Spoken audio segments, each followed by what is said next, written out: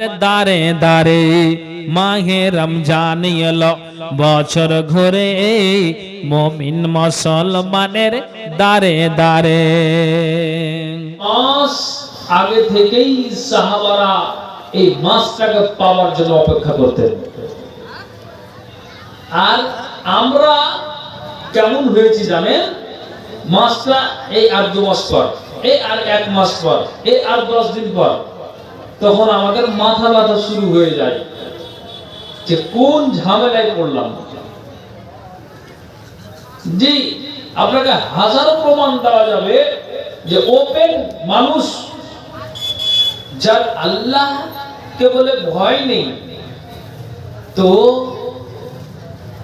আবার মানুষকে দেখে তো আবার ভয়ের কিসের আছে? বন্ধু আমার, আমি আপনাদেরকে বলতে চাইছি যেটা কথা, খুব খেয়াল করে শুনবেন। জলসায় আছে ভালো করে, খুব খেয়াল করে শুনবেন। কথাটা হলো এটাই, এই পবিত্র মাস আমি যে আয়াত পড়েছি, আল্লাহ তাআলা কোরআনের আয়াতে এটা বলতে চেয়েছেন সূরা জারিয়া, এটা 51 নম্বর সূরা, আয়াত নাম্বার 17-18। আল্লাহ তাআলা বলেন কানু কালিলাম মিনাল লাইলি মা ইয়াহজাউন, তারা কি করতেন? সামান্য তারা রাতে কি করতেন? ঘুমাতেন আর জাগরণ করতেন বেশি। এই তারা বলতে কাকে বোঝানো হয়েছে? এরা হচ্ছে নেককার মুত্তাকি ব্যক্তিরা, মুমিন ব্যক্তিরা। এরা তারা রাত জাগরণ করতেন বেশি আর ঘুমাতেন কম। ঠিক আল্লাহ তাআলা কোরআনের ভিতরে বলছেন যে ওয়াবিল আসহার হুম ইস্তাগফিরুন। এই যে আমরা ঠিক এখন আপনার সাহারিটা আমরা যে খেতে আরম্ভ করি, তো ওই সময় ফজরের আগে 30-25 মিনিট আগে আমরা সাহারিটা নিয়ে বসি। তো ওই সময়টা খুব গুরুত্বপূর্ণ সময়। ওই সময়ে তারা আল্লাহর কাছে মাগফিরাত কামনা করতেন, নিজের গুনাহকে ঝরিয়ে নেওয়ার জন্য ওই সময়টাকে তারা খুব আঁকড়ে ধরতেন। এরা কারা? এত বোঝানো হয়েছে যে এরা মুমিন মুত্তাকি মানুষেরা। পৃথিবীর মানুষ, আমি আপনাকে বলি, অন্য সময়ে অন্য মাসে আপনার একটা সময় আছে, আপনি রাতটাকে 3 ভাগ করে শেষ অংশের রাতটাতে আপনি আল্লাহকে পাওয়ার জন্য ডাকেন। জুমার সময় একটা খুব সংকীর্ণ সময় আছে, আল্লাহকে নিকটে পাওয়ার জন্য ওই সময়টা আপনি ধরেন। তাহলে অন্য সময়ে একটা করে সময়সীমা আছে। আর এটা এমন একটা মাস, যে মাসটা দিন আর রাত আপনি 24 ঘন্টায় যখনই আল্লাহকে আপনি ডাকবেন, আল্লাহ আপনার ডাকে সাড়া দিবেন। বলুন সুবহানাল্লাহ। এই জন্য এই কথাটা আমি বলছি, আল্লাহ তাআলা কোরআনের আয়াতে কি বুঝালেন? যে তারা রাত জাগরণ করতেন কম, তারা না ঘুমাতেন কম, রাত জাগরণ করতেন ঠিক ওই সামান্যতম তারা ঘুমাতেন। আর যখন ঠিক সাহারির সময়টা আসলো, তখন নিজের পাপকে মোচন করার জন্য তারা আল্লাহর কাছে অ্যাপ্লিকেশন জানাতেন, হাত দুটোকে প্রসার করে দিয়ে আল্লাহর কাছে কাকুতি বিনতি করতেন। ওই সময়টা খুব গুরুত্বপূর্ণ সময়। তো ভাইজান, আপনার সময় আছে, আমার সময় আছে। এই সময় আমি ফালতু কাজে নষ্ট না করে সময়টাকে কাজে লাগাতে হবে। জি, কেন আপনাকে বলছি? খুব কর্ণপাত করে শুনবেন। আমি আপনাকে বলি, আপনি আজকে সাহারি খেলেন মাংস দিয়ে, ভাত খেলেন, ইফতার করলেন ফলমূল দিয়ে, নবীর তারিখের সুন্নতি পদ্ধতিতে আপনি খেজুর দিয়ে ইফতার করলেন, পানি পান করে ইফতার করলেন, বাস আলহামদুলিল্লাহ, ভালো কথা। তারপরে সাহারি আপনি খাবেন, তা আপনি মাংস নিলেন আর কিছু নিলেন, ভালো কথা। আমার আর আপনার দেহের খোরাকের জন্য ছোটাছুটি করি, কিন্তু আল্লাহ পাকের রাসূল তিনি যার নামটা দ্বিতীয় নম্বরে উল্লেখ করেছেন, তিনি কে? হযরত উমর ফারুক রাদিয়াল্লাহু তাআলা আনহু। শুধু জান্নাতি নয়, ইনি জান্নাতের সরদারও বটে। তারপরও তিনি তিনার রুহের খোরাকের জন্য তিনি ভাবনা চিন্তা করতেন। তো রুহের খোরাক কি? আপনার দেহের খোরাক। আমার দেহের খোরাক হচ্ছে কি যে আমি আজকে মাছ খেলাম, মাংস খেলাম, ভাত খেলাম, আর কিছু ফল ফ্রুট খেলাম, এটা হলো দেহের খোরাক। রুহের খোরাক আপনি জিকির, আজকার, তাসবিহ, তাহলিল, নামাজ, কালাম এই যে পড়াবে, এগুলো হলো রুহের খোরাক। কিন্তু হযরত উমর তিনি দ্বিতীয় নম্বরে যার নামটাতে উল্লেখ করেছেন রাসূল, তো ইনি রুহের খোরাক নিয়ে তিনি চিন্তা করতেন। আমরা করি দেহের খোরাক নিয়ে, আর উনি করতেন রুহের খোরাক নিয়ে। সুবহানাল্লাহ। অথচ তিনি জান্নাতি ব্যক্তি। এটা শুধু ইশারা করলাম, আমি বক্তব্য শুরু করেছি, একটা একটা করে বুঝাই। তাহলে ওই মোমেনদেরকে আপনি একটুখানি স্মরণ করুন যে তারা সামান্যতম ঘুমাতেন আর জাগরণ করতেন বেশি, আর ঠিক সাহারির সময় আসতে গেলে তারা আল্লাহর কাছে মাগফিরাত কামনা করতেন। ভাইজান, তাহলে কত একটা গুরুত্বপূর্ণ সময়। এই জন্য রাসূল সাল্লাল্লাহু আলাইহি ওয়াসাল্লাম তিনি হাদিসের ভিতরে উল্লেখ করেছেন, কি বলেছেন? নবীজি বলেছেন, ইয়া বনি আদম, হে বনি আদম, তোমরা আল্লাহর ইবাদতে মনোযোগী হও, তোমরা নামাজে মনোযোগী হও, তোমরা সিয়ামে মনোযোগী হও, দান খাইরাতে মনোযোগী হও। কেন? নবীজি বলছেন, যখন কোন বান্দা আল্লাহর ইবাদতে মনোযোগী হয় বা মনোযোগী করে বা ঠিক আল্লাহর ইবাদতে লিপ্ত থাকে, তো নবীজি বলছেন যে তার বাড়িটাতে আমি ধন সম্পদ বাড়িয়ে দিব এবং আমি তার বাড়িকে আমি রিজিকে ভরে দিব, আমি রুজিতে ভরে দিব। নবীজি বলছেন, ইয়া ইবনা আদম, আদমের সন্তানেরা, তোমরা কান খুলে শোনো, লা তুবাইদ মিন্নি, তোমরা আল্লাহর ইবাদত থেকে দূরে সরে যেও না। কেননা যদি আল্লাহর ইবাদত থেকে দূরে সরে যাও, তাহলে কি হবে জানো? আল্লাহ তাআলা তোমার রিজিককে সংকীর্ণ করে দিবে, আর তোমাকে অনেক ব্যস্ততাই ঝামেলার মধ্যে আল্লাহ তাআলা ফেলে দিবেন। সুবহানাল্লাহ। তাহলে রাসূল কি বললেন? যে তোমরা আল্লাহর ইবাদতে মনোযোগী হও। মনোযোগী হতে গেলে আল্লাহ তাআলা কি করবেন? তোমার অন্তরকে ধনাঢ্যতায় ভরে দিবেন, রিজিকে ভরে দিবেন। এই জন্য রাসূল বলছেন, লা তুবাইদ মিন্নি, আল্লাহর ইবাদত থেকে দূরে সরে যেও না। যদি দূরে সরে যাও, তাহলে আল্লাহ তোমার রুজিকে সংকীর্ণ করে দিবে, অনেক ব্যস্ততায় ঝামেলা আল্লাহ তাআলা তোমার হাতকে ভরে দিবে, ফেলে দিবে। বন্ধু আমার, অতএব আমি আপনাদেরকে বলছি, যেটা খুব খেয়াল করে শুনুন, যে তারা কিভাবে তারা এইভাবে জাগরণ করে এবং আল্লাহ রাসূলের বিধানকে মেনে তারা কিভাবে দিনকে অতিবাহিত করেছেন, রাতকে অতিবাহিত করেছেন। একটু ঠিক আছে, যান, একটু খেয়াল করে শুনবেন। আমি কালেকশন দিব, একটু কয়েকটা কথা বলতে দেন। যেমন আপনাকে আমি বলি, কি কথা বলি? রাসূল বলছেন,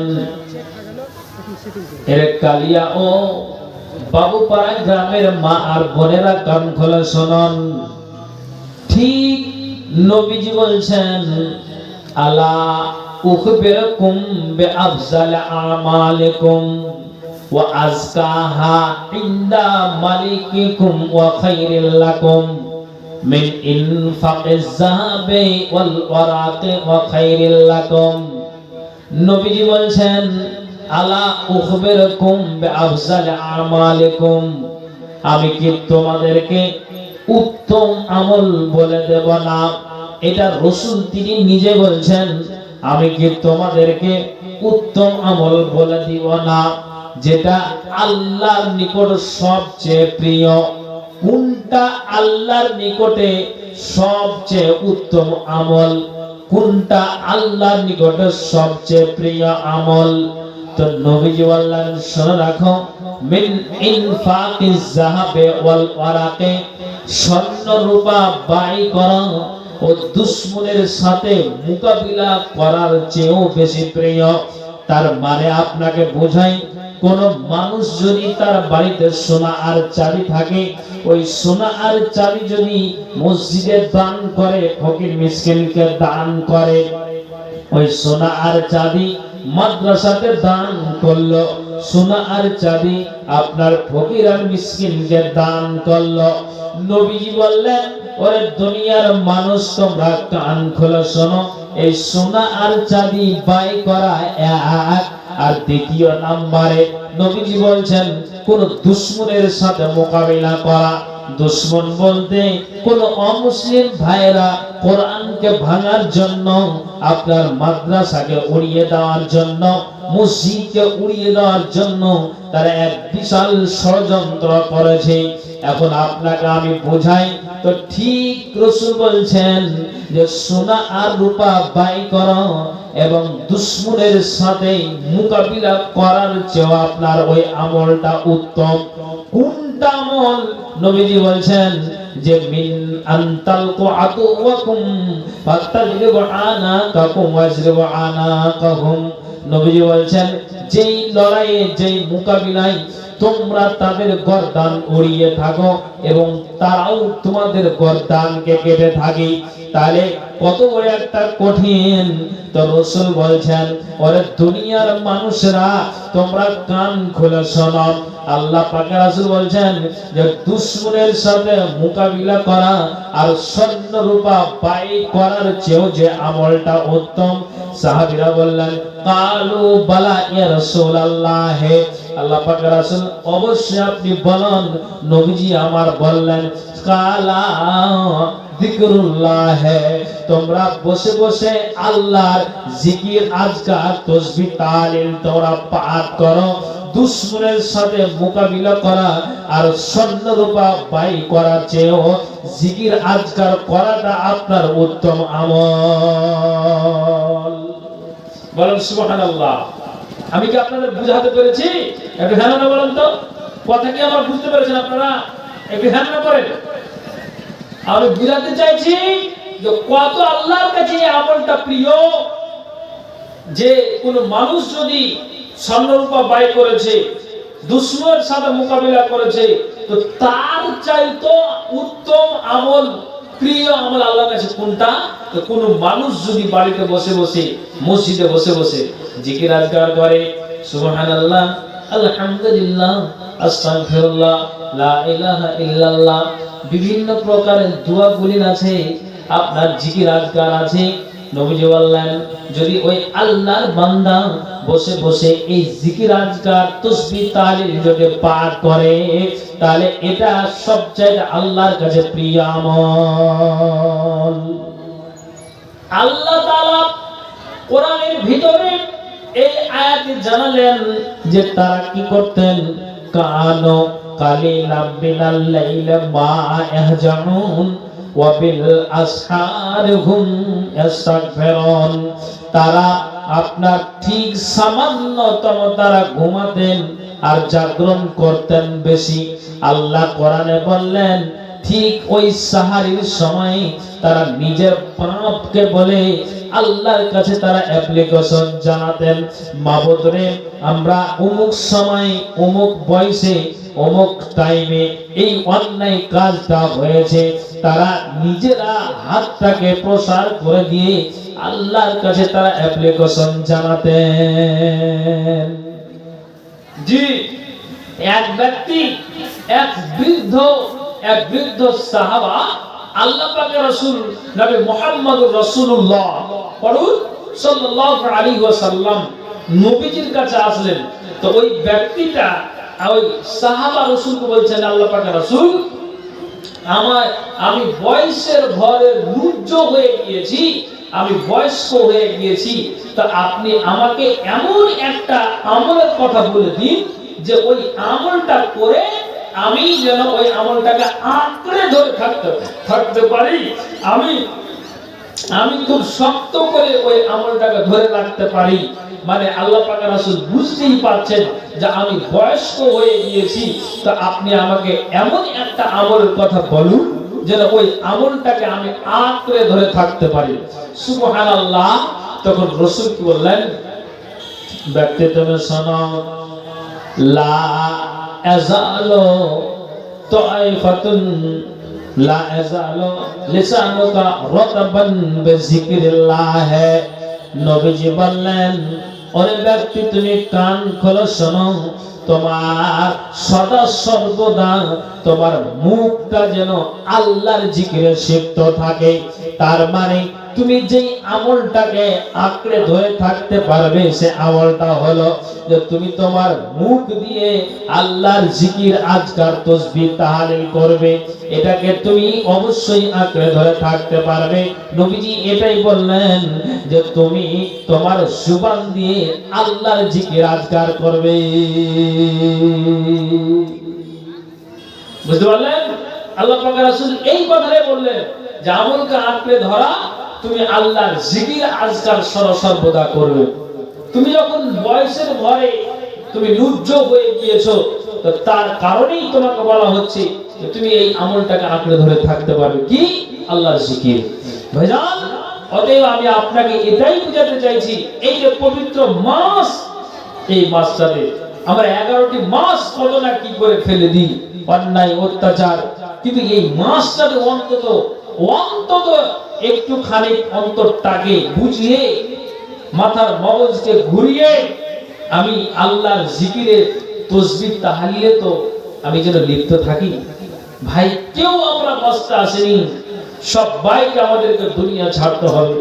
ভাইজান, আমি আপনাকে বলতে চাইছি এই কথাই, আল্লাহ পাকের রাসূল নবী মুহাম্মদ রাসূলুল্লাহ সাল্লাল্লাহু আলাইহি ওয়াসাল্লাম তিনি নিজে আয়েশা থেকে হাদিসটি বর্ণিত, হাদিসটি হলো এটাই, ইয়াকুলু ফি বা'দি সালাতিন, তার অর্থ হলো কোন নামাজে আল্লাহ পাকের রাসূল এই দোয়াটা পাঠ করতেন। কোন নামাজে, ইয়াকুলু ফি বা'দি সালাতিন, কোন নামাজে আল্লাহ পাকের রাসূল এই দোয়াটা পাঠ করতেন। দোয়াটা হলো এই, মা বোনেরা আশা করি জানা আছে, আর না জানা থাকলে মুখস্থ করে নিন।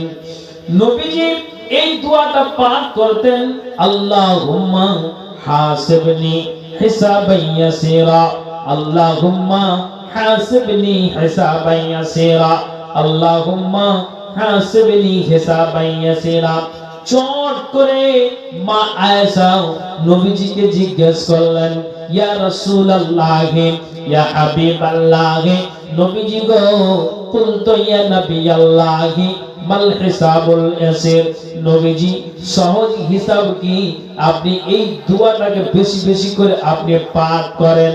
তখন নবীজি বললেন, আয়েশা শোনো, কিয়ামতের দিনে আপনার এই কালিয়া এবং বাবুপাড়া মানুষের যার হিসাবটাকে পঙ্খ রূপে যাচাই বাছাই করে নাও হবে আয়েশা, সে অবশ্যই ধ্বংস হবে, সে অবশ্যই আপনার যেন ধ্বংস হবে।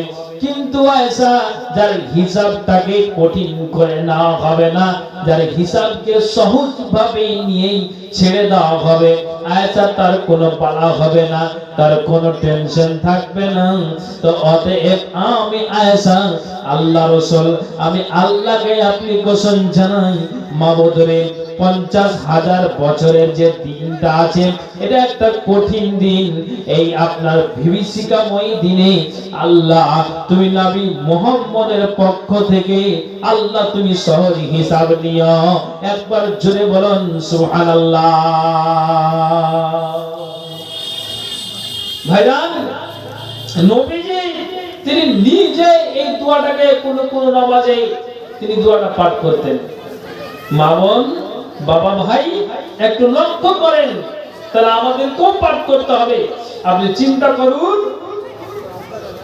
যে তিনার অগ্রপশ্চাৎ গুনাহকে আল্লাহ তাআলা মোচন করে দিয়েছেন, অথচ তিনি এইভাবে দোয়াকে পাঠ করতেন।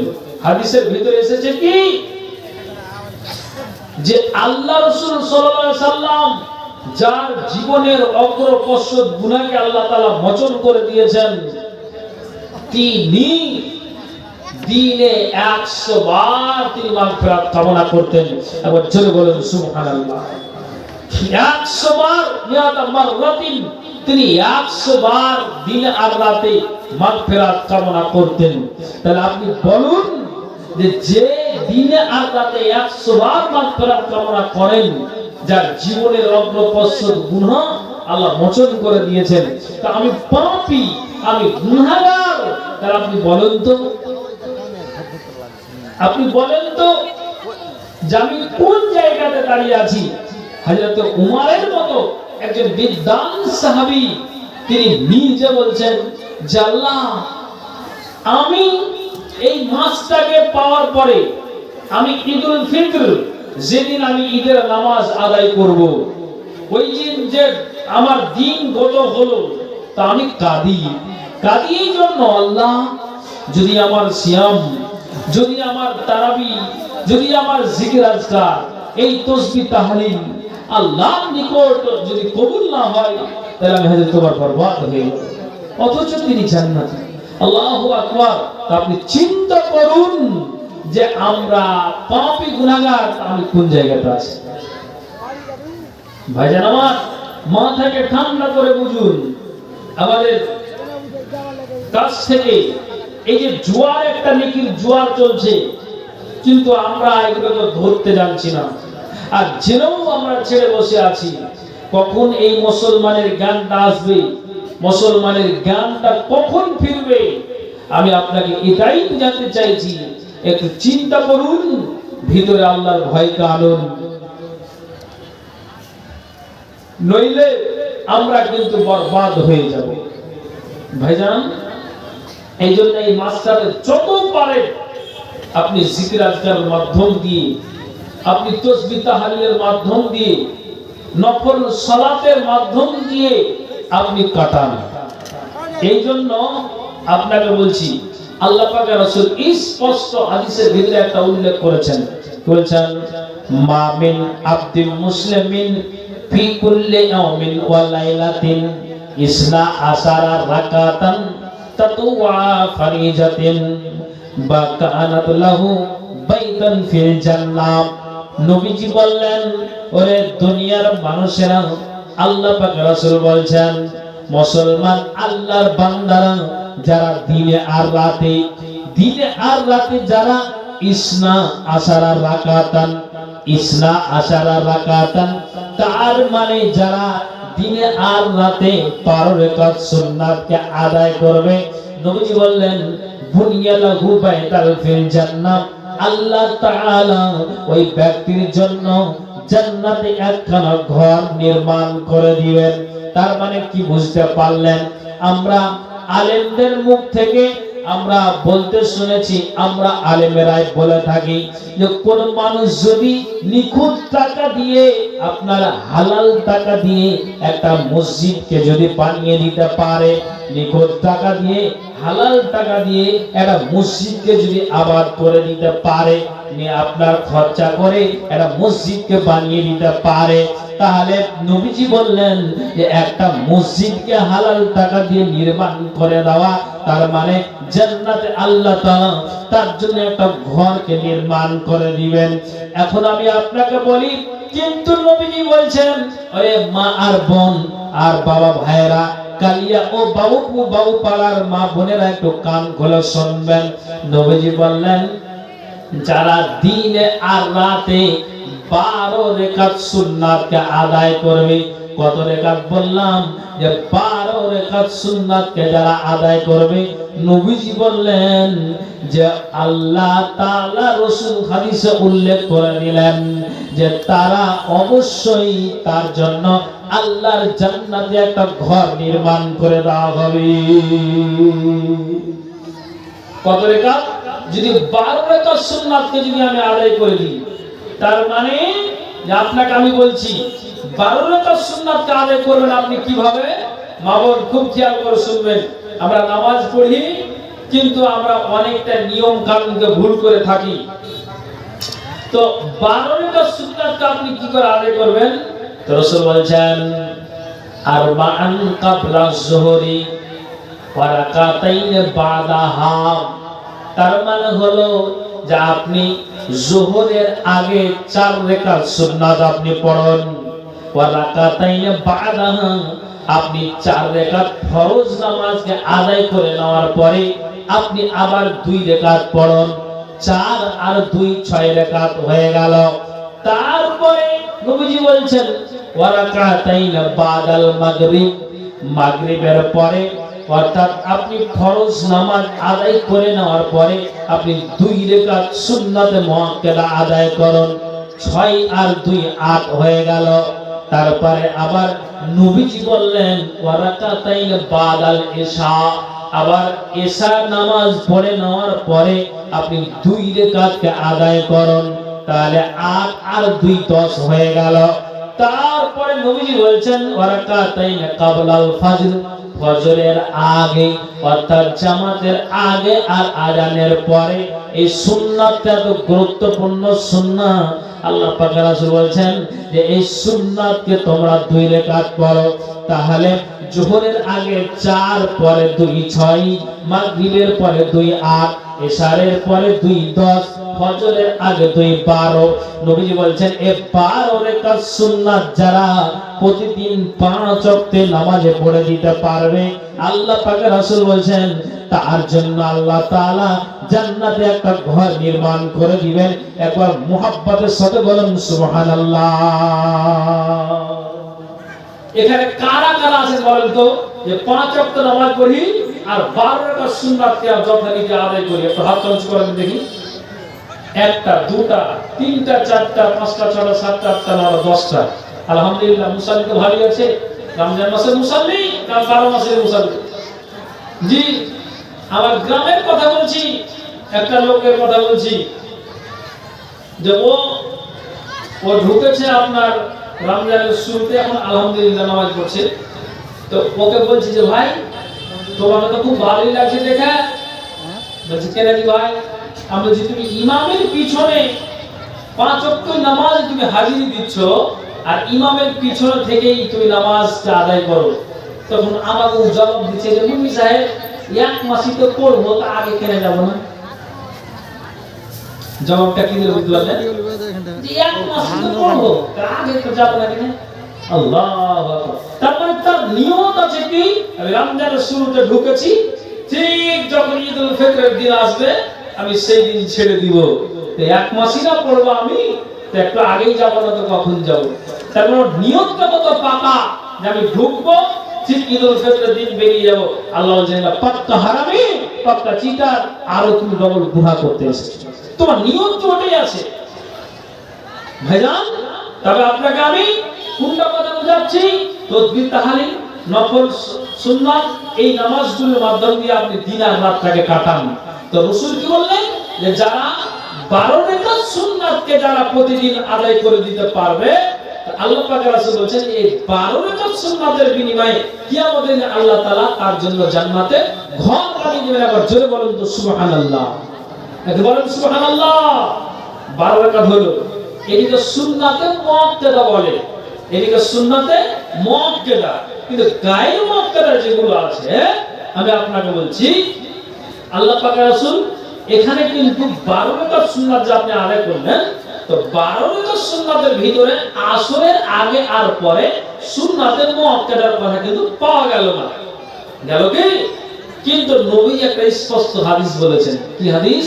দেখেন, জান্নাতকে যদি পেতে হয়, আল্লাহকে রাজি করতে হয়, আপনার আমার ফরজে যদি কোনো রকমের গড়বড় হয়, তাহলে এই জিকির আজকার দিয়ে আর নফল সালাত আর সুন্নাত দিয়ে আমাকে বেশি বেশি করে আমার আমলকে বাড়িয়ে দিতে হবে। এটা একটা সুযোগ। এটা 12 মাসের ক্ষেত্রে আমি আপনাকে বলছি। তো নবী কি বললেন? রাহিমাল্লাহু ইমরান, আল্লাহ পাক রাসূল বললেন যোহরের আজান হলো, ঠিক মানুষ নামাজ পড়ে বাড়ি গেল, আবার আসরের আজান হলো, লোকটা মসজিদে কিংবা বাড়িতে উজু করে মসজিদে গেল। নবী বললেন যদি এটা সুন্নাতে মুআক্কাদা নয়, আল্লাহ পাক রাসূল বলেন রাহিমাল্লাহু ইমরাআন সাল্লা ক্বাবলাল আসর আরবান।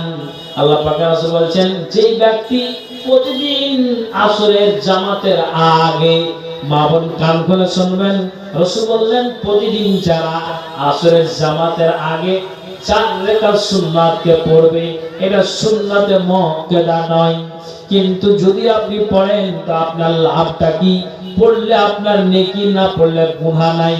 তো লাভটা হলো কি আপনার? নবীজি বললেন যারা প্রতিদিন আসরের নামাজের আগে এই 4 রাকাত সুন্নাতকে পড়বে, নবীজি বললেন যে এই 4 রাকাত সুন্নাতকে পড়ে আর কারণে আল্লাহ ওই বান্দার প্রতি, কোন মহিলা যদি পড়ে তাহলে ওই বান্দির প্রতি আল্লাহ রহমত বর্ষিত করবেন। আল্লাহ রহমত বর্ষিত হবে ওই ব্যক্তির উপরে। একবার বলুন তো সুবহানাল্লাহ। যদি আমি প্রতিদিন 4 রাকাত সুন্নাত আদায় করি, এটা আসরের নামাজের আগে, এটা সুন্নাতে গায়ে মুআক্কাদা পড়লে আল্লাহ তাআলা আমার প্রতি রহমত বর্ষিত করবেন। একবার বলুন সুবহানাল্লাহ। আপনাকে কাজের কথা বলছি ভাই, ফালতু কথা বলি না। আরেকটা আপনাকে বলছি, নবীজি কি বললেন? নবীজি কি বললেন? কোন আল্লাহর বান্দা যদি কি করে, আপনার জোহরের আগে 4, আবার জোহরের পরে 4, কত হলো? এগুলো আপনাকে বাড়তি সুন্নাতের কথা বলি, আপনাকে 12 রাকাত সুন্নাতের কথা বলে দেওয়া হয়েছে।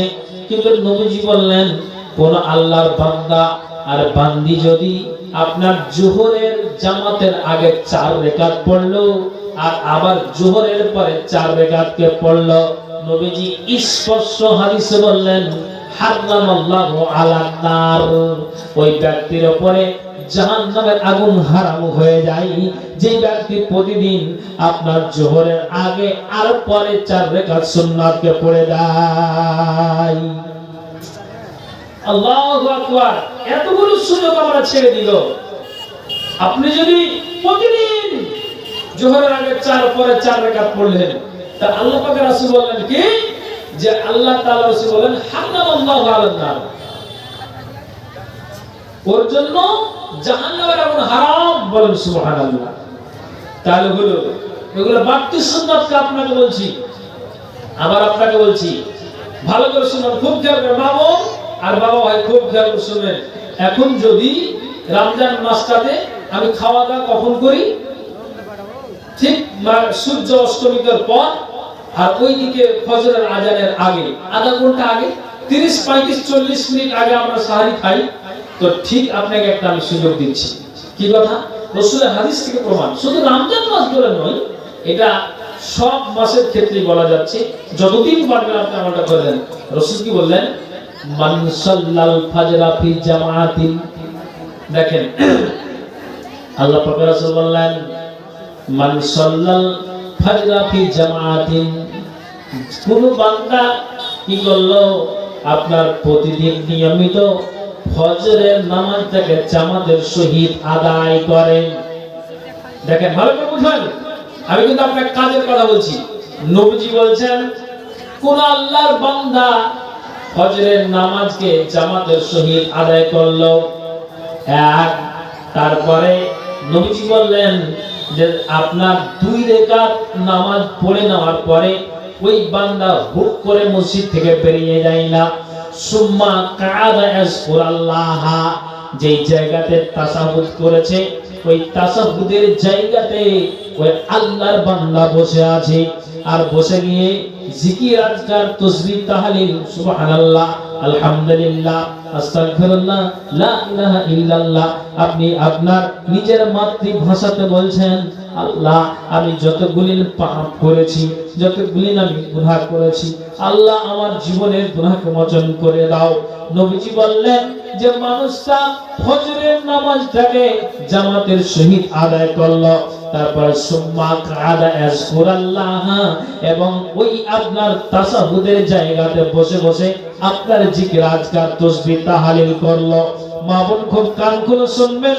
তারপরে নবীজি বলছেন কতক্ষণ লোকটা আপনার জিকির আজকার তাসবিহ তাহলিল করলো, হাত্তা তাতলুয়া শামস, তার মানে যতক্ষণ পর্যন্ত পূর্ব দিকে সূর্য উদিত না হয়েছে, তার মানে যতক্ষণ পর্যন্ত আপনার পূর্ব দিকে সূর্য আপনার না উঠেছে, ততক্ষণ পর্যন্ত ওই মুসাল্লাতে বসে বসে আল্লাহর জিকির আজকারকে চালিয়ে যায়, তাসবিহ তাহলিল করে যায়।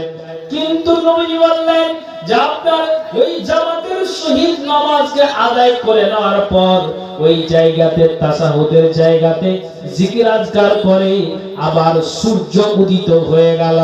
নবীজি আবার বললেন সূর্য উদিত হয়ে যাওয়ার পরে আবার কি করলো, সুন্দর করে নতুন উযুকে আবার করে সুম্মা সাল্লা রাকাআতাইনি, আবার 2 রাকাত নামাজকে আদায় করলো, যেটাকে চাষের নামাজ বলা হয়। নবীজি বললেন যে এই সূর্য উঠে যাওয়ার পর ওই তাসাহুদে যে আপনি অতক্ষণ পর্যন্ত বসে আছেন, আল্লাহ পাকের রাসূল বললেন যে আপনার ওই লোকটা সুন্দর করে আবার ওই 2 রাকাত নামাজ পড়ে মসজিদ থেকে বেরিয়ে গেল।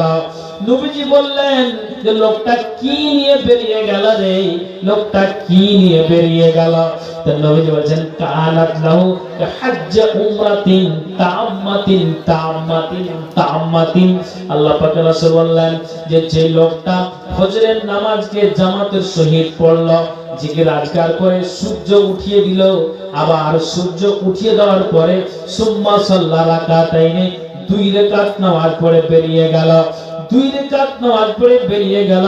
আল্লাহ পাকের রাসূল বলেন লোকটা কতটা নেকি নিয়ে বেরিয়ে গেল, কানাত লাহু কাহজ্জ উমরাতিন তাম্মাতিন তাম্মাতিন তাম্মাতিন।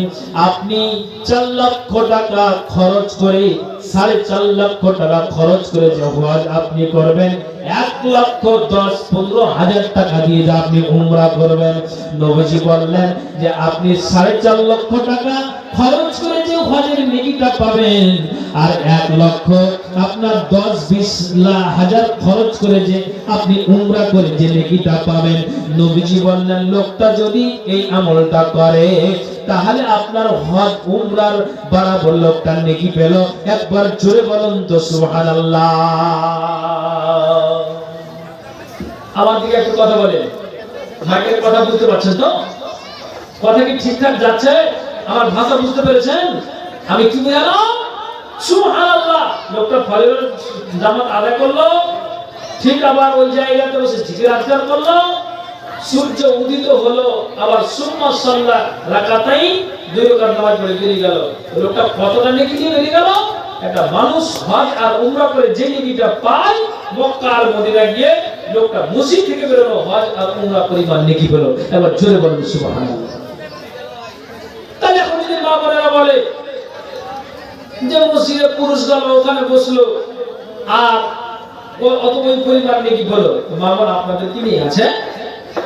আপনি বাড়িতে যে মুসাল্লাটাকে বিছিয়েছেন, তা আপনি মুসাল্লাটাকে বিছিয়ে দিয়ে আপনি মুসাল্লাতে বসে থাকুন, জিকির আজকার করুন, সূর্য উদিত হয়ে গেল, তারপরে আপনি আবার উযু বানিয়ে, উযু যদি ভঙ্গ না হয় তাহলে ওই উযুতেই আপনি আবার কি করুন, নামাজ 2 রাকাত পড়ে নিন। আপনার জন্য হজ আর উমরা পরিমাণ ওই নেকিটা আপনি পাবেন। আল্লাহু আকবার। আপনি কি বুঝতে পারলেন? আপনাকে আমি কি বুঝাচ্ছি আপনি বুঝতে পারলেন তো? সুবহানাল্লাহ।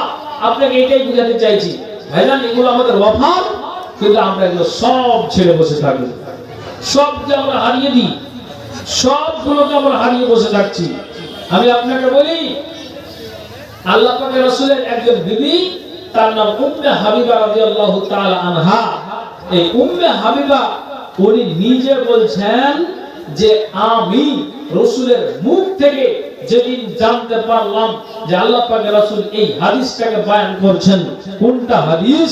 যে 12 রাকাত সুন্নাতকে পড়ে নেওয়ার পরে আল্লাহ তাআলা ওই ব্যক্তির জন্য জান্নাতের ঘর একটা বানিয়ে দেন। তখন উম্মে হাবিবা তিনি নিজে বলছেন, মা তারাকতুহুন্না মুনজ সামিআতুহুন্না বির রাসূলিল্লাহি সাল্লাল্লাহু আলাইহি ওয়াসাল্লাম। উম্মে হাবিবা বলছেন আমি রাসূলের মুখ থেকে এই হাদিসটাকে শুনে নেওয়ার পরে আমি আর কোনোদিন 12 রাকাত সুন্নাতকে ছেড়ে দিতাম না। তার মানে নবীজির মুখ থেকে যখনই এই কথাটাকে শুনলাম আমি কানে তুললাম, অন্তরে গেঁথে নিলাম আর বললাম, মাবুদ গো আমার, যতদিন তুমি আল্লাহ আমাকে বাঁচিয়ে রাখবে, আল্লাহ তুমি আমাকে কি করো, আমাকে ঠিক যেন আমি 12 রাকাত সুন্নাত আদায় করতে পারি। তুমি আমার স্বাস্থ্য শরীরকে ভালো রাখো আর আমি ঠিকঠাক আমি 5 ওয়াক্ত নামাজে আমি 12 রাকাত সুন্নাত আদায় করতে পারি। তো উম্মে হাবিবা বলছেন যে আমি নবীজির মুখ থেকে এই হাদিসটাকে শোনার পরে আর কোনোদিন ছেড়ে দিতাম না। তাহলে আপনি জানতে পারলেন, বা আপনি এর আগে যোগ্য বিজ্ঞ আলেমদের মুখ থেকে আপনি শুনেছেন, তো শুনে থাকলেও আপনি যদি ভুলে গিয়ে থাকেন, এখন তো আবার স্মরণে আসলো যে হ্যাঁ পুরাতন কথা 5 বছর আগে শুনেছিলাম, তো স্মরণে ছিল না, তো এখন আবার নতুন করে এই কথাটাকে পাচ্ছি। আপনি যখন পাচ্ছেন, তো উম্মে হাবিবা যেমন তিনি বললেন যে হ্যাঁ অবশ্যই রাসূলের মুখ থেকে শোনার পরে আমি আর কোনোদিন 12 রাকাত সুন্নাতকে ছেড়ে দিতাম না। তা আপনিও এখান থেকে সজাগ হয়ে যান যে আমিও প্রতিদিন নিয়মিত 12 রাকাত সুন্নাত আদায় করব, ইনশাআল্লাহ আল্লাহ তাআলা আমার জন্য জান্নাতে একটি ঘর নির্মাণ করবেন। ভাইজান, আপনাকে বলছি একটু চিন্তা করে দেখুন, এগুলো আমাদের সুযোগ, কিন্তু আমরা এই সুযোগগুলোকে আমরা হাতছাড়া করে দিই। আল্লাহু আকবার।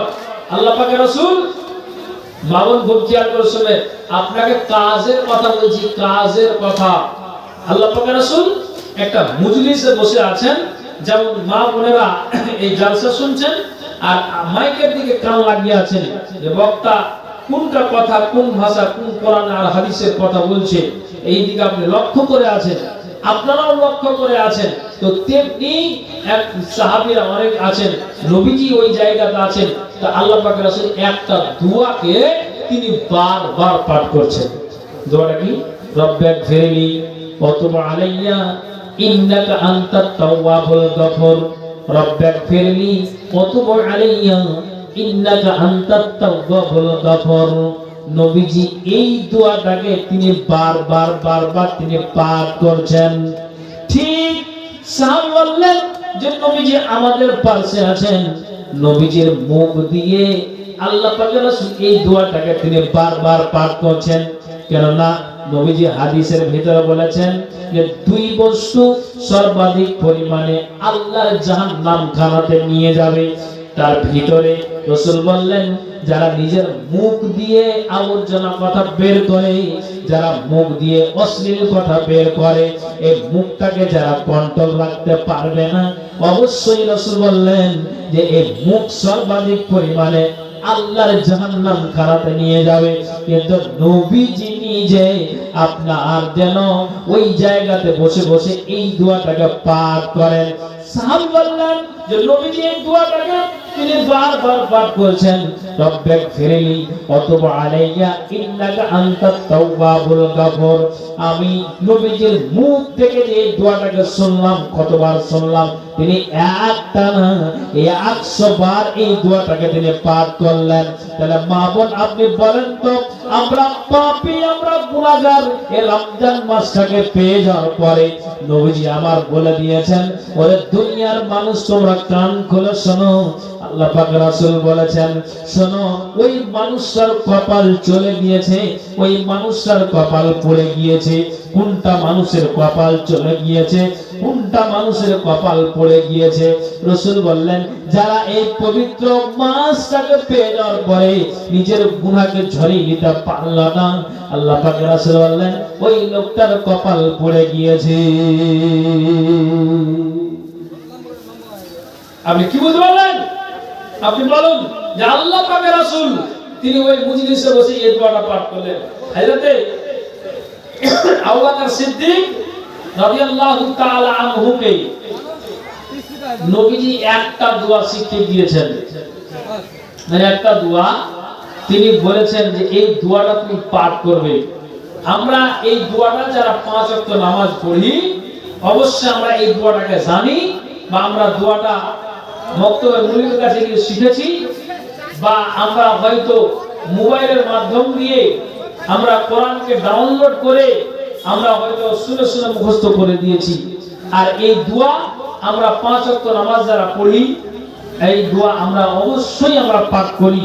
তো ঠিক হযরত আবু বকর সিদ্দিক রাদিয়াল্লাহু তাআলা আনহু উনি বলছেন তিনি জান্নাতি সাহাবী, তারপর উনি বলছেন রাসূল আমাকে এই দোয়াটা শিখিয়ে দিয়েছেন, তখন আমি নামাজের মধ্যে পড়ি আর নামাজের বাইরেও পড়ি, যখন আমার স্মরণে আসে যে রাসূল আমাকে এই দোয়া শিখিয়ে দিয়েছেন তখন আমি এই দোয়াটাকে পাঠ করি। দোয়াটা কি মা বোন, খুব কাজের কথা বলছি। দোয়াটা কি? রাসূল বললেন যে আমি আবু বকরকে আমি এই দোয়াটা শিখালাম। তো আবু বকর এই দোয়াটার প্রতি এমন আমল করতে লাগলেন, তিনি নামাজে তো পড়েন কিন্তু নামাজের বাইরে দোয়াটাকে তিনি পাঠ করেন। কত সুন্দর তরজমা আর দোয়া। আবু বকর বললেন নবীজি বলে দিয়েছেন আর আমি এই দোয়াটাকে পাঠ করে যাই, আল্লাহুম্মা ইন্নী যালামতু নাফসি যুলমান কাসীরান ওয়া লা ইয়াগফিরুয যুনুবা ইল্লা আনতা ফাগফিরলি মাগফিরাতাম মিন ইনদিকা ওয়া আরহামনি ইন্নাকা আনতাল গফুরুর রহিম। ঠিক আবু বকর বলছেন রাসূল আমাকে এই দোয়াটাকে শিখালেন, তো আমি এই দোয়াটাকে বেশি বেশি করে আমি পাঠ করতে আরম্ভ করে দিলাম। সুবহানাল্লাহ। আপনি বলেন তো, আপনি বলছি যে তিনারা জান্নাতি সাহাবী হয়েও যদি তারা এতটাই সজাগ সাবধান থাকতেন, তাহলে আমরা কোন প্ল্যাটফর্মে দাঁড়িয়ে আছি? নবীজি নিজেই কেন আল্লাহর কাছে তিনি মাগফিরাত কামনা করতেন, তিনি বলতেন আল্লাহুম্মা ইন্নী আসআলুকা ফি'লাল খায়রাতি ওয়া তারাকাল মুনকারাতি ওয়া হুব্বাল মাসাকিন ওয়া তাগফিরলি ওয়া তারহামনি। নবীজি আমার এই দোয়াকে পাঠ করতেন, আল্লাহুম্মা ইন্নী আসআলুকা ফি'লাল খায়রাতি। নবীজি আল্লাহর কাছে বলতেন যে আল্লাহ আমি তোমাকে বলছি না, তোমার কাছে অ্যাপ্লিকেশন জানাই, তোমাকে আমি প্রশ্ন করি ফি'লাল খায়রাতে তুমি আমাকে ভালো কাজ করার ওয়া তারাকাল মুনকারাতে এবং মন্দ কাজকে ছেড়ে দেওয়ার ওয়া হুব্বাল মাসাকিন আল্লাহ মিসকিনদের প্রতি মহব্বত রাখার তুমি আমাকে তৌফিক দান করো। নবীজি মামুন এই দোয়াটাকে পাঠ করতেন, আপনিও মুখস্থ করে নেন, কালকে আপনি নেটের মাধ্যম দিয়ে এই দোয়াটাকে আপনি পাবেন। নবীজি বললেন আল্লাহুম্মা ইন্নী আসআলুকা ফি'লাল খায়রাতি ওয়া তারাকাল মুনকারাতি ওয়া হুব্বাল মাসাকিন ওয়া তাগফিরলি ওয়া তারহামনি। নবীজি বললেন হে আল্লাহ তোমাকে আমি অ্যাপ্লিকেশন জানাই যে আল্লাহ তুমি আমাকে ভালো কাজ করার এবং মন্দ কাজকে ছেড়ে দেওয়ার এবং মিসকিনদের প্রতি মহব্বত রাখার আল্লাহ তুমি আমাকে তৌফিক দান করো। আল্লাহ তুমি আমার জীবনের গুনাহকে মোচন করো ওয়া তারহামনি এবং আল্লাহ তুমি আমার প্রতি দয়া করো। নবীজি বললেন হে আল্লাহ তোমার কাছে অ্যাপ্লিকেশন জানাই। নবীজি আর এইভাবে দোয়া গুলেন যা পার করতেন, আল্লাহ মাহদিনি লাহসানিল আমালে ওয়া হাসানিল আখলাকে। হে আল্লাহ তুমি আমাকে ভালো আমল করার এবং উত্তম চরিত্রের আল্লাহ তুমি তৌফিক দান করো। কারণ নবীজি বলে দিয়েছেন পৃথিবীর মাটিতে যার আমলটা ভালো হবে আর যার ব্যবহারটা ভালো হবে, আল্লাহ পাকের রাসূল বললেন যে যার আমল ভালো আর যার ব্যবহারটা ভালো, এই উত্তম ব্যবহারে আল্লাহর জান্নাতে নিয়ে যাবে। নবীজি নিজে আল্লাহর কাছে দোয়া করতেন আল্লাহ মাহদিনি লিআহসানিল আমালে ওয়া আহসানিল আখলাকে। আল্লাহ তুমি আমাকে ভালো আমল করার এবং আমাকে উত্তম আল্লাহ চরিত্রে তুমি তৌফিক দান করো। আল্লাহ আমার দ্বারা দিয়ে যেন খারাপ আমল না হয়, আল্লাহ চরিত্রটা চরিত্রহীন যেন না হয়। নবীজি এই দোয়াগুলিকে পাঠ করতেন। আরেকটা দোয়া, তারপর আমি ঠিক একটা মেন উদ্দেশ্য দিকে যাব। আমি কয়েকটা কথা বলে দিই, মামুন খুব খেয়াল করছেন, আওয়াজ করিয়েন না। আল্লাহ পাকের রাসূল একটা দোয়াকে তিনি পাঠ করতেন। দোয়াটা কি? কতটি কথা বললাম আপনাদের স্মরণ আছে কিনা? কালকে মোবাইল থেকে ডাউনলোড করে শিখে নেবেন। কি কথা? আপনারা সিটি রাজগান নফল সালাত আর এই দোয়া দুরূদ, এই কথাটি আমি শুরু থেকে বলছি যে কথাটা আমার শুরুটা ছিল কি যে তারা রাতে ঘুমাতেন কম, জাগরণ করতেন বেশি, আর ঠিক সাহারের সময় আল্লাহর কাছে মাগফিরাত কামনা করতেন। আমি ঘুরিয়ে পেঁচিয়ে এই কথাটা বলছি যে তাহলে আমাদেরকেও নফল সালাতের মাধ্যম দিয়ে, আমাদের জিকির আজকারের মাধ্যম দিয়ে, দোয়া দুরূদের মাধ্যম দিয়ে দিন আর রাত কাটাতে হবে। ওরা জান্নাতি হয়েও যদি এইভাবে সজাগ থাকেন, আমি আর আপনি পাপী গুনাহগার, আমি কেন পিছিয়ে? তা আমি আপনাকে বলি, আল্লাহ পাকের রাসূল একটা দোয়াকে তিনি পাঠ করছেন। দোয়াটাকে শিখে নেবেন। দোয়াটা কি? এমামুন এমামুন আওয়াজ করেন না, এদিকে খেয়াল করেন। দোয়াটা কি পাঠ করছেন? ইয়া মুকাল্লিবাল কুলুব সাব্বিত কলবি আলা দীনিক, ইয়া মুকাল্লিবাল কুলুব সাব্বিত কলবি আলা দীনিক, ইয়া মুকাল্লিবাল কুলুব সাব্বিত কলবি আলা দীনিক। মাবুদ মুখস্থ করলেন। নবীজির বিবি উম্মে সালমা তিনি বলছেন, ইয়া রাসূলুল্লাহ, হ্যাঁ আপনি এই দোয়াটাকে কেন বারবার পাঠ করেন, কারণটা কি? তখন নবীজি বললেন, উম্মে সালমা, ও তুমি কান খুলে শোনো যে আমি এই দোয়াটা কেন পাঠ করি। মিন উসবাইহি মিন আসামিল্লাহ, আল্লাহর এই দুইটা আঙ্গুল আছে, আল্লাহর এই দুই আঙ্গুলে মানুষের অন্তর খাড়া আছে। দুই মানুষের যে অন্তর আছে, তো রাসূল বললেন, শোনো, আল্লাহ যাকে চান তাকে সোজা পথে রাখেন, আর যাকে চান তাকে বাঁকা পথে রাখেন। তার মানে হলো যে আল্লাহ যাকে চান তাকে হেদায়েতের পথ দেখান, আর যাকে চান না তাকে বাঁকা পথে আল্লাহ ফেলে রাখেন। তো আমি নবী মুহাম্মদ আল্লাহর কাছে অ্যাপ্লিকেশন জানাই, মাবুদ রে আল্লাহ, তুমি আমাকে বাঁকা পথে দিও না, সঠিক পথটাতে আমাকে তুমি চালাও। তাহলে যিনি অগ্রপশ্চাৎ জীবনের গুনাহকে তিনি আল্লাহ মোচন করে দিয়েছেন, তারপরও তিনি এই দোয়াটাকে বারবার পাঠ করেন, আল্লাহ ইয়া মুকাল্লিবাল কুলুব সাব্বিত কলবি আলা দীনিক। ভাইজান, আমি আপনাকে বলি, এটাই আমি আপনাকে বলতে চাইছি যে দেখুন, তারা ক্ষমা প্রার্থনা আল্লাহর কাছে মাগফিরাত কামনা করে তারা দোয়া আর জিকির আজকার তাসবিহ তাহলিল করে নিজের গা থেকে গোরা ঝরিয়ে নিতে পেরেছে। তা আমি আর আপনি পাপী গুনাহগার এই মাসটাকে পেয়ে যাওয়ার পরও কেন প্রার্থনা করি না? এই জন্য কবি বলছেন, ওগো দাতা দয়ার সাগর, দয়া করো আমাদের, আবদ্ধ হইয়াছি আমরা কুরিপুর জালে, তুমি ছাড়া নাই কোনো, তুমি ছাড়া নাই কোনো মালিকের দরজা। ওগো দাতা দয়ার সাগর, দয়া করো আমাদের, আবদ্ধ হইয়াছি আমরা কুরিপুর জালে, তুমি ছাড়া নাই কোনো নালিশের জায়গা, অপরাধী গণকে তুমি দাও তোমার ছায়া, রুখে রাখো আমাদেরকে পাপ পাত হতে, পাপ মুছে টেনে নাও সোজা ঠিক পথে।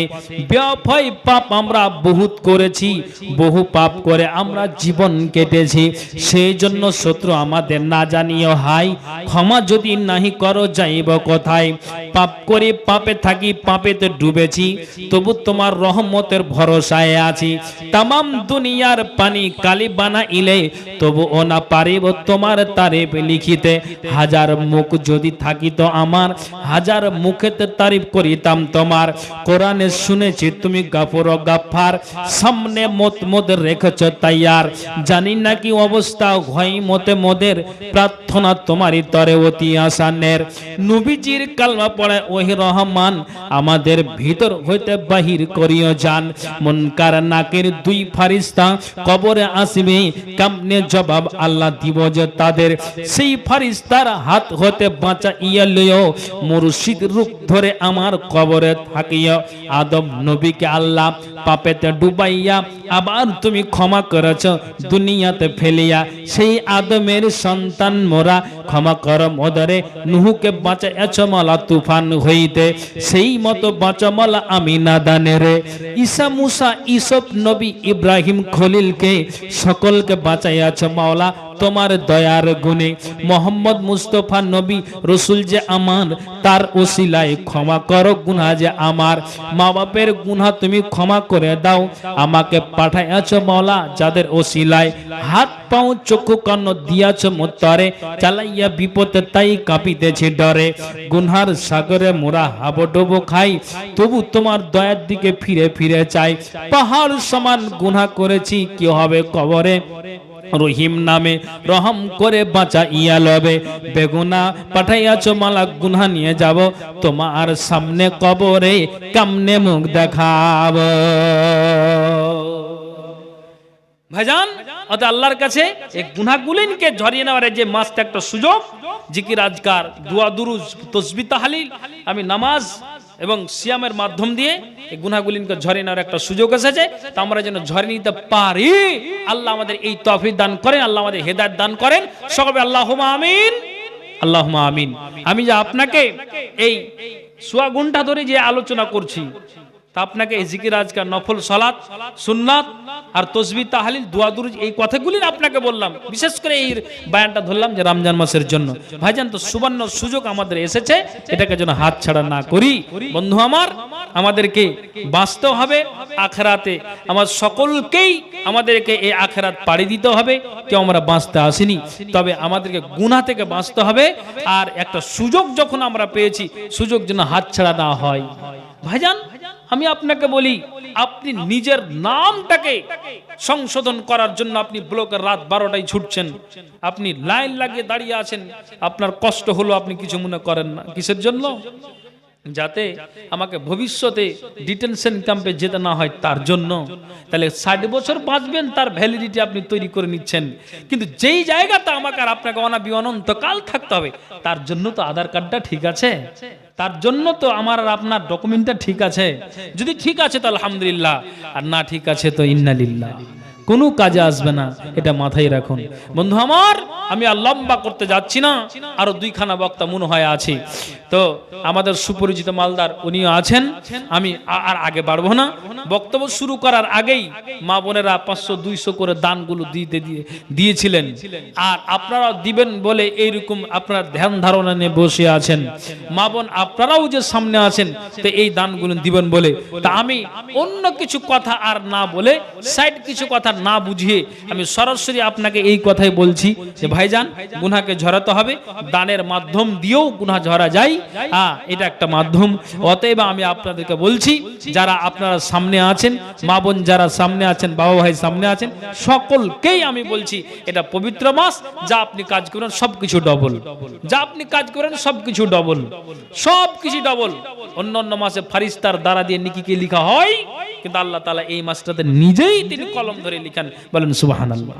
তো ভাইজান, অতএব আপনাকে কতটি কথা বললাম আমি, যে শুধু কাজের কথাই বলেছি, আপনাকে আমি ফালতু কথা শুনাইনি।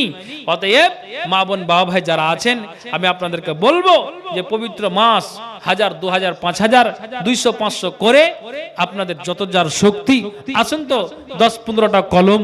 আমি আপনাদেরকে সরাসরি কথাটা বলছি, অন্য কিছু কথা আর না বলে আর না বাড়িয়ে একটু আল্লাহর ওয়াস্তে, যেহেতু 10 মিনিট আগেই আমাকে বলেছে যে মাওলানা একটু কালেকশনের দিকে যান, তো আমি কথাটাকে আপনাদের সামনে তুলে ধরলাম। একজন 200 টাকা দান দিয়েছে, আল্লাহ এই দানকে তুমি সাদরে গ্রহণ করো। মা বোন, আমি আপনাদেরকে বলছি, আল্লাহর ওয়াস্তে 500, 1000, 2000 আপনারাও আছেন যে 5000, 2000, 1000 দেনেওয়ালা কে আছেন যে আল্লাহর ওয়াস্তে এই মসজিদের জন্য একটু দান হাতটাকে বাড়িয়ে দিবেন। একজন 200 টাকা দান দিয়েছে, আল্লাহ এই দানকে সাদরে গ্রহণ করো। বলেন। জাহির বাবু পাড়া নাকি?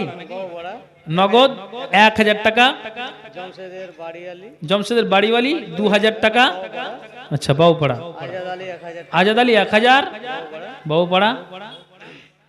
সোহেল আক্তার 500 টাকা কালিয়া। আচ্ছা, সোহেল আক্তার 500 টাকা কালিয়া। আক্তারুলের স্ত্রী 2000 টাকা বাবুপাড়া। আক্তারুলের স্ত্রী 2000 টাকা বাবুপাড়া। বাবা ও শাশুড়ির নামে। যেদিন আমারে তোমার প্রিয় করে নিও, হায়াতের দিন ফুরালে খাতমা ইমান মোর দিও, ও আল্লাহ কালেমা নসিবে মোর দিও। ডেকে নিবে যেদিন আমারে তোমার প্রিয় করে নিও, হায়াতের দিন ফুরালে খাতমা ইমান মোর দিও, ও আল্লাহ কালেমা নসিবে মোর দিও। তোমাকে করেছি পর দুনিয়ার বুকে, দুনিয়া করেছে পাপী।